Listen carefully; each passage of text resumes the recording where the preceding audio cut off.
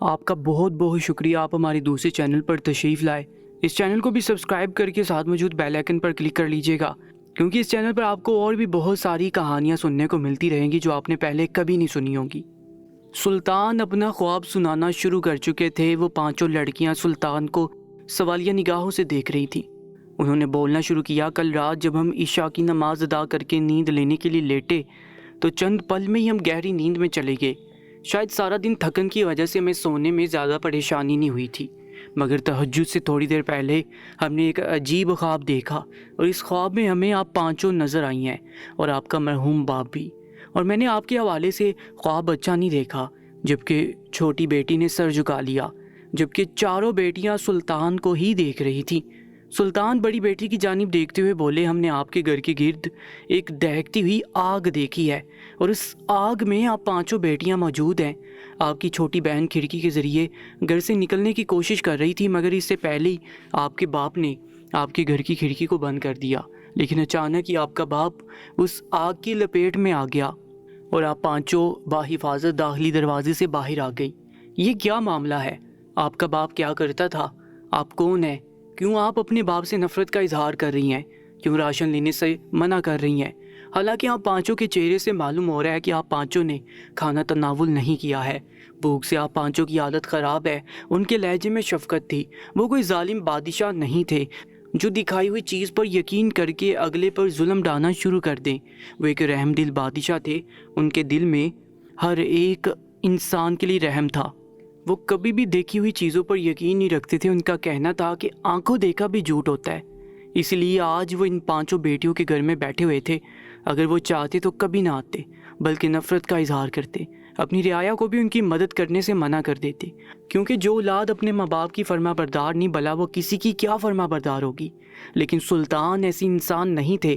وہ اگلے انسان کا چہرہ دیکھ کر ہی پہچان جاتے تھے کہ وہ کس اذیت کا شکار ہے، اور سلطان ان پانچوں لڑکیوں کے چہرے پر موجود اذیت دیکھ کر ہی جان چکے تھے کہ وہ کتنی اذیت بڑی زندگی گزار رہی ہے۔ وہ کچھ کہتے اس سے پہلے بڑی بیٹی سلطان کی جانب دیکھتے ہوئے دھیمے لہجے میں بولی تھی، سلطان معظم، میں آپ کے سامنے اپنے باپ کے حوالے سے کچھ نہیں کہنا چاہتی تھی، کیونکہ وہ شخص اس لائق نہیں ہے کہ میں اس کے حوالے سے آپ سے گفتگو کروں۔ ہم ان کو اتنی اہمیت نہیں دیتے اور نہ ہی ان سے کوئی راستہ تعلق رکھنا چاہتے ہیں۔ ہاں، انہوں نے ہمیں پیدا کیا ہے، ہمارے باپ ہیں، مگر ایسے باپ کا ہمیں کوئی فائدہ نہیں جس نے ساری زندگی سوائے اذیت دینے کے اور کچھ نہیں کیا۔ سلطان حیران ہو کر اس لڑکی کی جانب دیکھ رہے تھے جس کے لہجے میں زہر تھا۔ وہ لڑکی سلطان کی طرف دیکھتے ہوئے بولی، میں آپ کو ابھی کچھ نہیں بتاؤں گی۔ آپ قبرستان جائیں، ان کی قبر دیکھیں، ان کا حال دیکھیں، اس کے بعد آپ کو تمام چیزیں اپنے آپ ہی سمجھ آ جائیں گی۔ جبکہ سلطان حیران رہ گئے تھے۔ وہ اتنے دعوے سے بول رہی تھی کہ ایک پل کے لیے سلطان کو گمان ہوا تھا کہ وہ لڑکیاں انسان نہیں بلکہ کوئی دوسری مخلوق ہیں۔ وہ کچھ کہتے اس سے پہلے چھوٹی بیٹی کی طبیعت تھوڑی خراب ہونے لگی تھی۔ وہ بھوک اور پیاس کی شدت کو برداشت نہ کرتے ہوئے اپنی بڑی بہن کی گود میں سر رکھ کر آنکھیں موند چکی تھی۔ سلطان نے بڑی بیٹی کی جانب دیکھا اور سنجیدگی سے بولے، ہم وہ راشن آپ کے باپ کے طفیل سے آپ کو نہیں دینا چاہتے، بلکہ ہم ایک بادشاہ ہونے کی حیثیت سے اپنی رعایا کے گھر میں راشن پہنچانا چاہتے ہیں۔ آپ کھانا بنائیں، اپنی بہن کو کھلائیں، وہ بھوک سے مر جائے گی، اس سے بہتر ہے کہ اس کے پیٹ میں اناج ڈالیں۔ بڑی بیٹی فوراً بولی تھی، ہمیں ایسا راشن قبول ہے، لیکن اگر آپ اس راشن کو ہمارے باپ کے مر جانے کی وجہ سے دے رہے ہیں تو سلطان معظم، ہم بھوک سے مر جائیں، یہی ہمارے لیے بہتر ہے۔ سلطان یہ سن کر اپنی جگہ سے کھڑے ہو گئے تھے اور خاموشی سے اس گھر سے باہر آ گئے تھے۔ انہوں نے فوراً اپنے سپاہیوں کے ذریعے کافی مقدار میں راشن ان لڑکیوں کے گھر بھیجا تھا اور اپنے حجرے میں آ گئے تھے۔ آج وہ مسجد میں نہیں گئے تھے، ان کا دماغ بالکل کام نہیں کر رہا تھا۔ وہ قبرستان جانا چاہتے تھے، اس آدمی کی قبر پر جا کر دیکھنا چاہتے تھے کہ آخر وہاں کیا ہو رہا ہے۔ اس کے ساتھ اللہ تعالیٰ نے کیا انصاف کیا؟ اس کی بیٹی جو کہہ رہی تھی وہ سچ ہے یا پھر جھوٹ؟ مگر سلطان وہاں نہیں جا سکے تھے۔ انہیں سب کچھ آسان نہیں لگ رہا تھا۔ کافی دیر سوچنے کے بعد انہوں نے اپنا رخ مصر کی ان گلیوں میں کیا جہاں پر ایک ایسی شخصیت تھی جس کے چہرے پر سوائے نور کے اور کچھ نہیں تھا۔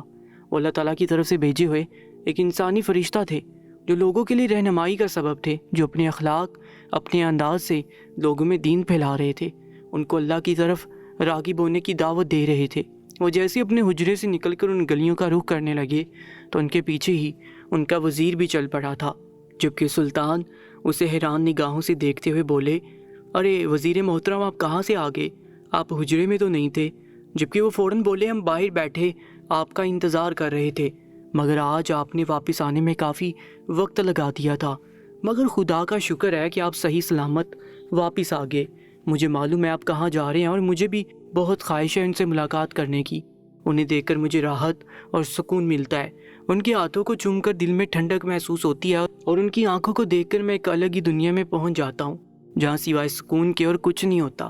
اس کے لہجے میں موجود ان کے لیے جو عزت تھی سلطان جان چکے تھے، وہ اگر وزیر کو منع بھی کریں گے تو وہ پھر بھی جائے گا، اس لیے انہوں نے ساتھ چلنے کی انہیں اجازت دے دی تھی۔ ان کی آنکھوں کے سامنے کل سے اب تک کے تمام واقعات گردش کر رہے تھے۔ انہوں نے سوچ لیا تھا کہ اس چیز کا ذکر وہ لازمی معزز بزرگ سے کریں گے، ان سے پوچھیں گے کہ کیا انہیں اس قبر پر جا کر اس چیز کا پتہ کرنا چاہیے یا پھر نہیں، یا یہ معاملہ کچھ اور ہے۔ مگر جو بھی تھا، سلطان سوچ چکے تھے اس معاملے کی آخری تہہ تک وہ ضرور جائیں گے۔ سلطان کا دھیان راستے پر ہی تھا کہ اچانک ہی بے ساختہ وزیر نے ان کا ہاتھ تھام کر انہیں دوسری جانب کیا اور سیدھا دیوار میں جا کر پیوست ہوا تھا۔ سلطان پر یکدم حملہ کیا گیا تھا، وہ دونوں یکدم چوکنا ہوئے تھے۔ سلطان اور وزیر دونوں نے اپنی اپنی تلوار سنبھال لی تھی، مگر دور دور تک بھی ان کا کوئی دشمن نظر نہیں آ رہا تھا۔ وزیر پریشان لہجے میں بولا، سلطان معظم، ہمیں حجرے میں واپس چل لینا چاہیے، مجھے حالات خراب محسوس ہو رہے ہیں۔ لیکن سلطان نے منع کر دیا تھا۔ آج کی تاریخ میں وہ معزز بزرگ سے ہر حال میں ملاقات کرنا چاہتے تھے۔ معاملات حد سے زیادہ خراب ہو رہے تھے اور ان سے ملاقات بے حد ضروری تھی۔ سلطان اور وزیر چوکنا ہو کر چلتے جا رہے تھے۔ یقیناً مصر میں موجود ان کے دشمنوں کو اس بات کا علم ہو چکا تھا کہ سلطان مصر آئے ہوئے ہیں اور لوگوں کے مسائل حل کر رہے ہیں۔ چند پل کی مسافت کے بعد سلطان حجرے کے قریب پہنچ گئے تھے۔ باہر ایک 17-18 سال کا لڑکا بیٹھا ہوا تھا۔ وہ سلطان کو دیکھ فوراً کھڑا ہو چکا تھا اور ادب سے سلام کرتے ہوئے بولا، کیسے آنا ہوا سلطان معظم، سب خیریت ہے؟ اس کے انداز سے معلوم ہو رہا تھا کہ وہ معزز بزرگ کا کوئی شاگرد ہے۔ سلطان اس کی جانب دیکھتے ہوئے بولے، جاؤ بیٹا اندر بتاؤ، ہم آئے ہیں اور بزرگ صاحب سے ملاقات کے خواہش مند ہیں۔ وہ سلطان کی جانب دیکھتے ہوئے بولا، بزرگ صاحب آپ سے ملاقات کے لیے کبھی منع نہیں فرماتے، آپ اندر آ جائیں، وہ آپ سے ملاقات کر لیں گے۔ جبکہ سلطان فوراً ہی نفی میں سر ہلاتے ہوئے بولے، ہرگز نہیں، وہ ہمارے لیے بہت اہمیت کے حامل ہے اور ہم بنا اجازت کے اندر جانا ان کی توہین سمجھتے ہیں۔ بے شک ہم بادشاہ ہیں، لیکن وہ ہم سے بہت افضل ہیں۔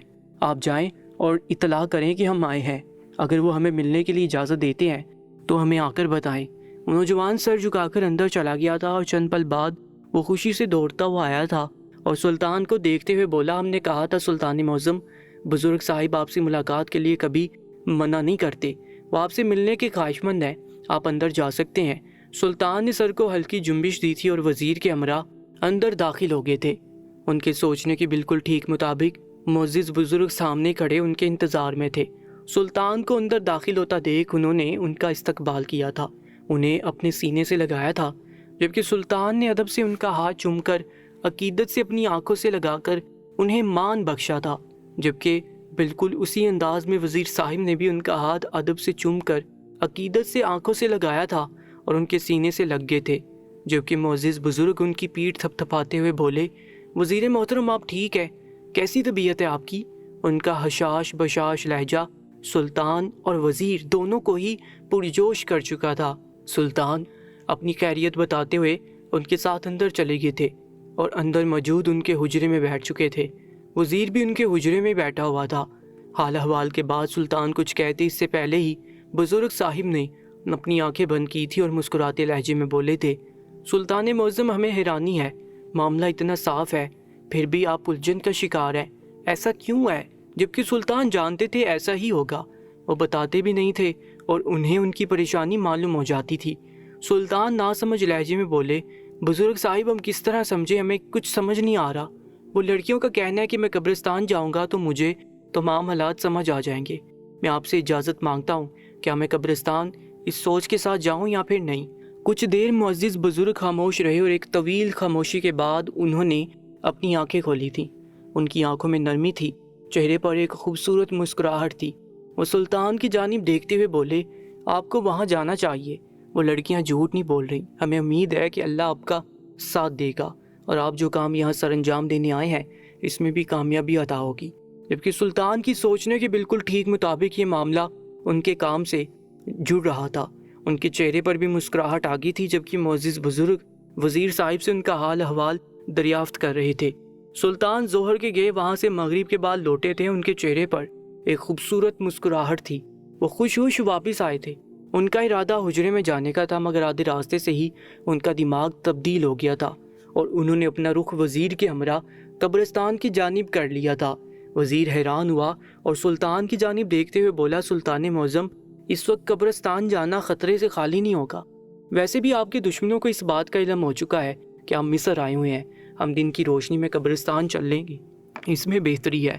جبکہ سلطان سر نفی میں ہلاتے ہوئے بولے، وزیر محترم، ہمارے کام کو سر انجام دینے کا وقت آ چکا ہے، ہم محض ایک بار قبرستان جانا چاہتے ہیں، اس بات کی تصدیق کرنا چاہتے ہیں کہ وہ لڑکیاں کیا کہنا چاہتی تھیں، اور پھر ہم دوبارہ ان سے ملاقات کریں گے اور تمام معاملے کی چھان بین کریں گے۔ وزیر ان کی جانب دیکھتے ہوئے کچھ کہتا، مگر سلطان ہاتھ کھڑا کر کے انہیں خاموش کروا چکے تھے۔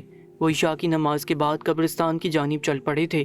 چاروں جانب سناٹے کا عالم تھا، کسی زیروح کا قبرستان کی جانب سے گزر نہیں تھا۔ دور دراز سے کتے بھونکنے کی آوازیں آ رہی تھیں جو ماحول کو مزید ہیبت ناک بنا رہی تھیں۔ سلطان وزیر کے ہمراہ قبرستان میں داخل ہوئے اور قدرے کونے میں بنی اس قبر کی جانب بڑھے تھے۔ انہیں اپنے قدم من کے بھاری محسوس ہو رہے تھے، دل میں عجیب عجیب وسوسے آ رہے تھے، لبوں پر درود شریف جاری تھا، اور وہ جیسے ہی قریب پہنچے تو ان کا دل کسی بے لگام گھوڑے کی مانند دھڑکنے لگا تھا۔ ہتھیلی میں تری اترنے لگی تھی، ماتھے پر پسینہ چمک رہا تھا، ساتھ ہی وہ قبر پھٹ چکی تھی اور اس میں موجود وہ شخص باہر نکل کر پڑا ہوا تھا۔ اس کا کفن ایک جانب تھا جبکہ اس کے جسم کے چیتھڑے ہو گئے تھے۔ اس کے جسم میں اتنے سوراخ تھے کہ سلطان کا دل بے قابو ہو گیا تھا۔ وہ فوراً قبرستان سے باہر آئے تھے اور ان لڑکیوں کے گھر کی جانب چل پڑے تھے۔ یہ وقت مناسب نہیں تھا، مگر انہوں نے اب دیر کرنا بالکل بھی ضروری نہیں سمجھا تھا۔ وہ جتنی دیر کرتے اتنا ہی معاملہ گمبھیر ہوتا جا رہا تھا۔ سلطان اس گھر کے دروازے پر پہنچے تو اندر سے کھڑکیاں اور دروازے بند تھے، مگر بہنوں کی آوازیں آ رہی تھیں۔ سلطان نے دروازے پر دستک دی تو دروازہ کھول دیا گیا، اور اس بار دروازہ کھولنے والی بڑی بہن تھی۔ وہ سلطان کو دیکھتے ہوئے نرم لہجے میں بولی، مجھے معلوم تھا آپ کے علاوہ اس پیر ہمارے دروازے پر کوئی نہیں آ سکتا۔ جبکہ سلطان حیرانگی بڑے تاثرات سے بولے، ایسا کیوں؟ وہ انہیں راستہ دیتے ہوئے بولی تھی، ہمیں بس اس بات کا اپنے باپ پر فخر ہے کہ اس نے جاتے جاتے ہمیں ایک حفاظتی مقام میسر کر دیا ہے، اس کے لیے ہم ہمیشہ ان کے شکر گزار رہیں گے۔ وہ بیٹھک میں جا چکے تھے۔ دھیرے دھیرے کر کے پانچوں بہنیں وہاں آ گئی تھیں اور سامنے کی تار میں بیٹھ گئی تھیں۔ وزیر محترم نگاہیں نیچے کیے بیٹھے تھے۔ وہ پانچوں لڑکیاں جوان اور خوبصورت تھیں۔ سلطان بھی نگاہیں نیچے کر کے بیٹھے تھے۔ بے شک وہ بادشاہ تھے، ایک عظیم بادشاہ، مگر نیت کب تبدیل ہو جائے کسی کو اس چیز کا بھروسہ نہیں ہوتا۔ سلطان بڑی بہن کو مخاطب کرتے ہوئے بولے، ہم ابھی قبرستان سے ہو کر آ رہے ہیں اور جو منظر ہم نے دیکھا اس کی ہم تشریح چاہتے ہیں۔ اور پھر اس لڑکی نے جو باتیں سلطان کو بتائیں وہ سن کر ان کے رونگٹے کھڑے ہو گئے تھے۔ وہ لڑکی سلطان کی جانب دیکھتے ہوئے تحمل بڑے لہجے میں بولی، سلطان معظم، میں جانتی ہوں آپ کے لیے یہ بات بہت ناگوار ہے کہ ہم نے نہ اپنے باپ کا چہرہ دیکھا اور نہ ان کی توفیل سے آیا ہوا راشن قبول کیا، بلکہ ہم کل سے ان کی میت کے بعد خوش ہیں۔ اس کی وجہ محض ایک ہی ہے، وہ انسان نما درندے تھے جس کا یہی حال ہوتا ہے۔ مجھے حیرانگی اس بات پر ہے کہ انہیں اتنی آسان موت کیسے نصیب ہوگی، مگر مجھے یقین ہے ان کے ساتھ اللہ تعالیٰ ایسے ہی سلوک کریں گے۔ جس شخص کو دنیا میں ڈھیل دی جاتی ہے ان کے لیے آخرت بہت مشکل ہے۔ وہ لڑکیاں کافی دیندار معلوم ہو رہی تھیں۔ وہ سلطان کی جانب دیکھتے ہوئے مزید بولی، سلطان معظم، میرا باپ یہودیوں کا جاسوس تھا اور ان کے ساتھ مل کر گھنونے کام انجام دیتا تھا۔ وہ دوسرے ممالک سے لڑکیوں کو اغوا کرتا تھا، انہیں آگے باری قیمت میں بیچ دیتا تھا، اور پھر وہ یہودی ان غریب بے سہارا لڑکیوں کا غلط استعمال کرتے تھے، انہیں زد و کوب کرتے تھے، ان کی زندگی برباد کرتے تھے، انہیں غلط طریقے سے استعمال کرتے تھے، اور جب ان کا دل بڑھ جاتا تھا تو اس کے ہاتھ پاؤں کاٹ کر پھینک دیتے۔ ان کا کہنا تھا کہ ہم ایسے کر کے خوشی محسوس کرتے ہیں، یہ مسلمان بیٹیاں جو اپنے آپ کو ڈھانپ کر رکھتی ہیں، ہم انہیں بڑھنا کر کے بازاروں میں گھمائیں گے تو ہمیں سکون میسر ہوگا۔ سلطان معظم، ایک روز بابا یہی کر کے گھر واپس آئے تھے۔ ان کے لباس سے ایک گندی بدبو آ رہی تھی اور وہ بدبو شراب کی تھی۔ سلطان معظم، میری چھوٹی بہن وہ سونگتی پہچان گئی تھی اور مجھے اطلاع کی تھی، اور جب میں نے اپنے باپ سے اس حوالے سے پوچھا تو وہ مجھے برے القابات سے نوازنے لگے کیونکہ اس وقت وہ نشے میں تھے۔ ہماری اماں کا انتقال بھی انہی وجوہات کی وجہ سے ہوا تھا۔ ہم نے کبھی اپنی ماں کو خوشحال زندگی گزارتے نہیں دیکھا تھا۔ میں اپنی چھوٹی بہنوں کے ساتھ ایک کمرے میں چھپ گئی تھی۔ اگلے صبح جب میں بیدار ہوئی تو ابا برآمدے میں بیٹھے ہوئے تھے۔ انہوں نے کبھی ہمیں گالی نہیں دی تھی اور نہ ہی برے القابات سے نوازا تھا، اس لیے شاید وہ شرمندہ تھے۔ ان کا نشہ اترتے ہی میں ان کے پاس گئی تھی اور ان سے سوال جواب کرنے لگی تھی، مگر وہ بنا جواب دیے ہی گھر سے چلے گئے تھے۔ اور سلطان معظم، مجھے یہی اندازہ ہو گیا تھا کہ میرا باپ کس غلط فہمی میں ملوث ہو چکا ہے۔ میں خاموشی سے اپنی ایک اور بہن کے ساتھ ان کا پیچھا کرنے لگی تھی اور وہ مصر کی گلیوں سے گزرتے ہوئے ایک کھنڈر نما گھر میں داخل ہوئے تھے۔ اور جب میں اور میری بہن اس کھنڈر نما گھر میں داخل ہوئے تو سامنے کا منظر دیکھ کر دونوں بہنیں ہی دہل اٹھی تھیں۔ وہاں کئی لڑکیاں بے آبرو ہو کر پڑی ہوئی تھیں۔ کسی کے جسم پر لباس تھا تو کسی کے جسم پر لباس بھی نہیں تھا، کسی کا ہاتھ کٹا ہوا تھا تو کسی کا پاؤں۔ ہر ایک مدد کی اپیل کر رہا تھا، ان سے رحم کی بھیک مانگ رہا تھا، مگر وہ درندے بنے اپنی ہوس مٹا رہے تھے۔ میرے بابا نے ہم دونوں کے سامنے ایک لڑکی کی عزت کو تار تار کیا تھا اور انہیں وہیں پیٹنے لگا تھا۔ لڑکیاں ان سے ڈر کے دور ہو رہی تھیں، مگر وہ جانور بنے اپنی ہوس مٹا رہے تھے۔ میں اور میری بہن فوراً وہاں سے گھر واپس آ گئے تھے، مگر سلطان معظم، اس دن ہی ہم پانچوں بہنوں نے تہیہ کر لیا تھا کہ ہم اپنے باپ کو اب کبھی قبول نہیں کریں گے۔ اور پھر جب انہیں اس بات کا علم ہوا کہ ہمیں ان کے تمام کالے کرتوت معلوم ہو گئے ہیں تو وہ کھلے عام کام کرنے لگے تھے۔ ہم نے ان سے تمام واسطے تعلق ختم کر لیے تھے، انہیں گھر میں آنے بھی نہیں دیتے تھے۔ کبھی وہ زبردستی داخل ہو جاتے تھے تو کبھی ہم دروازہ ہی نہیں کھولتے تھے۔ اسی میں زندگی گزر رہی تھی اور اسی دوران آپ کے سپاہی آئے تھے اور ہمیں اطلاع دی تھی کہ ہمارا باپ مر گیا ہے، اور یہ خبر ہمیں بہت سکون بخش چکی تھی۔ ہم بہنیں بہت خوش ہوئیں، جبکہ سلطان یہ تمام رودات سن کر اپنی جگہ سے کھڑے ہوئے اور اس لڑکی کے ہمراہ اس کھنڈر نما گھر کی جانب گامزن ہو گئے جہاں ان لوگوں نے یہ سب کچھ ہوتا ہوا دیکھا تھا۔ مصر کی ان خراب گلیوں سے گزرتے ہوئے سلطان کو ابکائی آئی تھی۔ شراب کی گندی بدبو ان کے ناک کے نتھنوں سے ٹکراتے ہی ان کی حالت خراب ہو رہی تھی، مگر اپنی قوم کے لیے وہ کسی بھی قربانی سے پیچھے نہیں ہٹے تھے۔ چند پل کا فاصلہ انہوں نے کچھ دیر میں طے کر لیا تھا، اور جب وہ اس کھنڈر نما گھر میں داخل ہوئے تو اس لڑکی کے کہنے کے بالکل ٹھیک مطابق کئی اوباش مرد بیٹھے ہوئے شراب نوشی کر رہے تھے، جوا کھیل رہے تھے، اور وہیں نیچے کئی لڑکیاں اپنی عزت کو سنبھالنے کی کوشش کر رہی تھیں، ان سے اپنی عزت کی بھیک مانگ رہی تھیں، مگر وہ درندے ان کو اپنے قدموں تلے روند رہے تھے۔ سلطان نے اسی پل اپنی تلوار نکالی اور وہاں موجود اس نوجوان کا سر قلم کر دیا جو اس کھیل میں ملوث تھا، اور وہاں موجود اس سردار کو گرفتار کر لیا تھا، کیونکہ سلطان ان کے ذریعے ان تمام جگہوں کا بھی پتہ کرنے والے تھے جہاں پر مزید یہ کھیل کھیلا جا رہا تھا۔ ان سب کو ابدی نیند سلانے کے بعد ان لڑکیوں کو کپڑے پہنائے گئے تھے، انہیں حفاظتی مقام پر پہنچایا گیا تھا، اور سلطان نے اس سربراہ کے ذریعے ان تمام جگہوں کی اطلاع حاصل کر لی تھی جہاں پر ان لڑکیوں کو بیچا جاتا تھا۔ مختلف ممالک جا کر سلطان نے ان تمام عورتوں کی حفاظت کی تھی، ان سب کو ان درندوں سے بچایا تھا اور ان تمام جگہوں کو نیست و نابود کر دیا تھا۔ ان تک ان کے جاسوس نے اس چیز کی اطلاع پہنچائی تھی کہ مصر میں گنونا کھیل کھیلا جا رہا ہے، مگر کیا وہ اس بات کا پتہ نہیں کر پائے تھے۔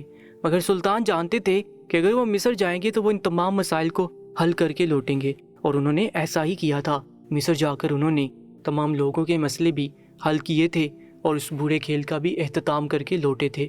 اور مصر سے روانہ ہونے سے پہلے ایک آخری ملاقات انہوں نے معزز بزرگ سے بھی کی تھی اور ان کا شکریہ ادا بھی کیا تھا کہ اگر وہ انہیں نہ سمجھاتے تو وہ کبھی بھی قبرستان نہیں جاتے، کیونکہ سلطان کا کہنا تھا کہ مردے کا حال اللہ کے سوا اور کوئی نہیں جانتا۔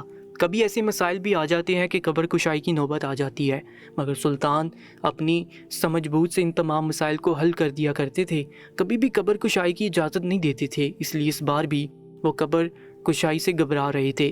مگر معزز بزرگ کے کہنے پر وہ چلے گئے اور وہاں جاتے ہی تمام معاملہ اپنے آپ ہی حل ہوتے چلے گئے۔ مصر میں فتح کا جھنڈا لہرانے کے بعد وہ اپنے شہر آ چکے تھے اور وہاں تخت پر بیٹھے اب تمام لوگوں کے مسائل اپنی سمجھ بوجھ سے حل کر رہے تھے۔ دوستو، اس ویڈیو کے کامنٹ میں اپنا نام اور اپنے شہر کا نام ضرور لکھیے گا، میں اگلی ویڈیو میں آپ سب کے نام ریڈ کروں گا۔ اپنا بہت زیادہ خیال رکھا کریں، تب تک کے لیے اللہ نگہبان۔